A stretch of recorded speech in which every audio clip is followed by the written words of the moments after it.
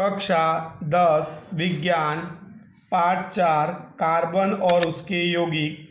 विनय sir, इस video में हम क्वेश्चन नंबर 5 श्रृंखलन अथवा कैटेनेशन किसे कहते हैं और क्वेश्चन नंबर 6 हाइड्रोकार्बन किसे कहते हैं उसका वर्गीकरण समझाइए। इन दो प्रश्नों के बारे में अध्ययन करेंगे।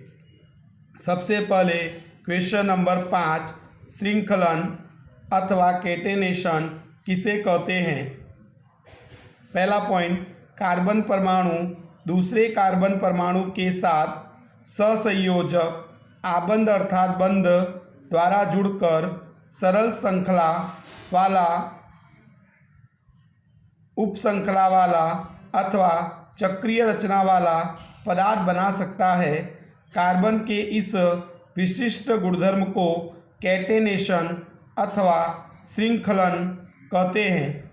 इसका अर्थ ये होता है कि कार्बन परमाणु दूसरे कार्बन परमाणु के साथ सहसंयोजक बंध द्वारा जुड़कर सरल श्रृंखला वाला पदार्थ, उपश्रृंखला वाला पदार्थ अथवा चक्रीय रचना वाला पदार्थ बना सकता है। कार्बन के इस विशिष्ट गुणधर्म को कैटेनेशन कहते हैं अथवा श्रृंखलन कहते हैं। सरल श्रृंखला वाला यानी कि एक की लाइन में जुड़े हों। उपश्रृंखला वाला यानी कि एक कार्बन के नीचे अगर दूसरा कार्बन हो तो शाखा बन जाती है, इसलिए उसे उपश्रृंखला वाला। और चक्रीय स्वरूप में जुड़े हों तो उसे चक्रीय रचना वाला पदार्थ कहते हैं। तो कार्बन परमाणु दूसरे कार्बन परमाणु के साथ सहसंयोजक आबंध द्वारा जुड़कर सरल श्रृंखला वाला पदार्थ, उपश्रृंखला वाला पदार्थ अथवा चक्रीय रचना वाला पदार्थ बना सकता है। कार्बन के इस विशिष्ट गुणधर्म को कैटेनेशन अथवा श्रृंखलन कहते हैं। क्वेश्चन नंबर 6 हाइड्रोकार्बन किसे कहते हैं उसका वर्गीकरण समझाइए। पहला पॉइंट, जिस कार्बन यौगिक में केवल हाइड्रोजन और कार्बन होता है उसे हाइड्रोकार्बन यौगिक कहते हैं। इसका अर्थ होता है कि नाम में ही जैसे कि परिभाषा छुपी हुई है। हाइड्रोकार्बन यानी हाइड्रो यानी हाइड्रोजन और कार्बन यानी कार्बन, यानी जिस कार्बन यौगिक में केवल हाइड्रोजन और कार्बन होता है उसे हाइड्रोकार्बन यौगिक कहते हैं। हाइड्रोकार्बन यौगिक को दो भागों में बांटा जाता है, संतृप्त हाइड्रोकार्बन, नंबर 2 असंतृप्त हाइड्रोकार्बन। संतृप्त हाइड्रोकार्बन जिस हाइड्रोकार्बन यौगिक में कार्बन कार्बन के बीच में एक बंध होता है उसे संतृप्त हाइड्रोकार्बन यौगिक कहते हैं। उदाहरण, एल्केन अथवा आल्केन भी कहते हैं। उसका सामान्य सूत्र CnH2n+2। यहाँ पर n जो है वो कार्बन की संख्या है। अगर हम यहाँ पे n बराबर 1 लेवें तो यहाँ पर सूत्र बनेगा CH4 मीथेन, यानी कि एल्केन श्रेणी का पहला सदस्य है मीथेन, दूसरा ईथेन बोलते हैं अथवा एथेन भी बोलते हैं, तीसरा प्रोपेन, ब्यूटेन, पेंटेन।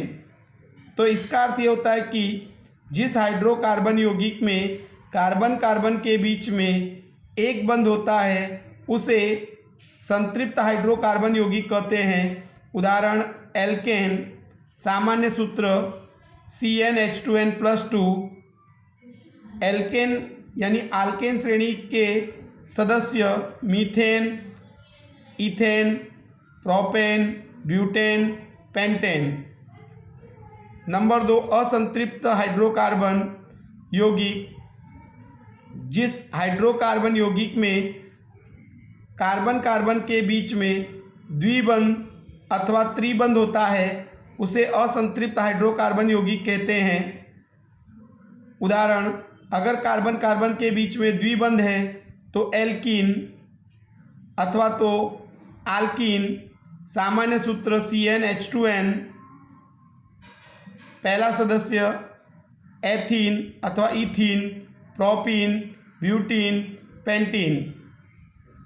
अगर कार्बन कार्बन के बीच में त्रिबंध हो तो उसे एल्काइन अथवा अल्काइन कहते हैं। सामान्य सूत्र CnH2n-2।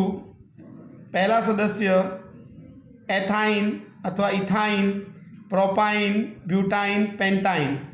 तो इस प्रकार अगर जिस हाइड्रोकार्बन यौगिक में कार्बन कार्बन के बीच में द्विबंध अथवा त्रिबंध होता है तो उसे असंतृप्त हाइड्रोकार्बन यौगिक कहते हैं। अगर द्विबंध हो तो एल्कीन। सामान्य सूत्र CnH2n।